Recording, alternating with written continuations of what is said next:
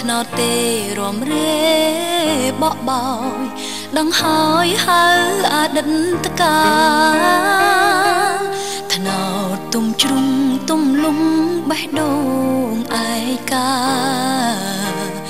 រឿងរ៉ាវអនុសាថ្ងៃ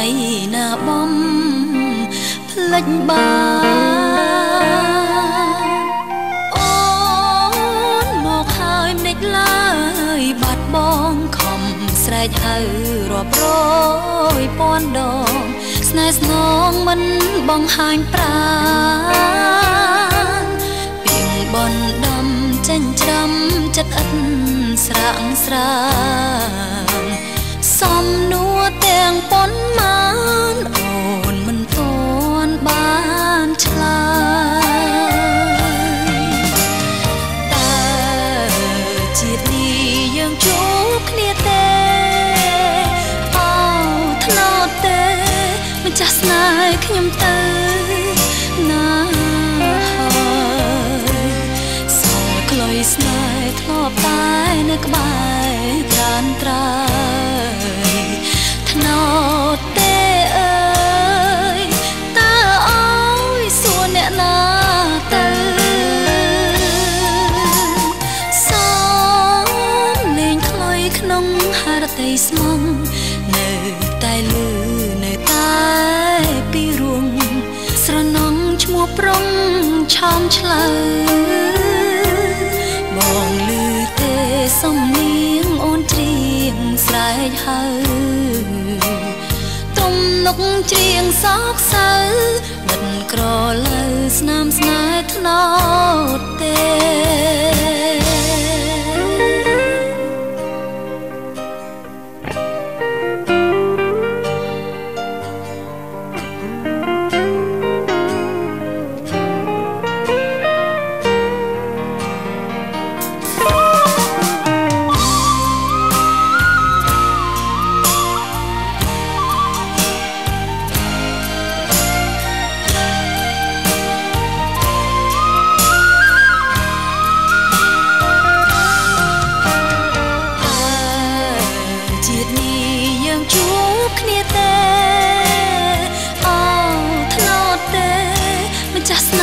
ខ្ញុំទៅណាហើយសល់ក្លុយស្នេហ៍ធ្លាប់តែនៅក្បែរត្រានត្រើយថ្នោតទេអើយតើអើយសួរអ្នកណាទៅសំលេងខ្លុយក្នុងហារតីស្មងនៅតែលឺនៅតែពីរួងស្រណងឈ្មោះប្រុងឆោមឆ្លើបងលឺទេសំនៀងអូនច្រៀងស្រែកហៅទំនុកច្រៀងសោកសៅដិតក្រឡៅស្នាមស្នេហ៍ថ្នោតទេ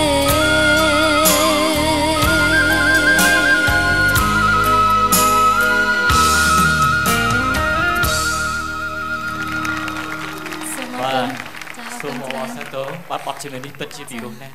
ពេលនេះថ្មនេះព្រះសូរិយារៀបនឹងអស់ស្ដង់គុតទៅហើយចានេះគឺជាបទចម្រៀងស្នាមស្នេហ៍ថ្នោតទេ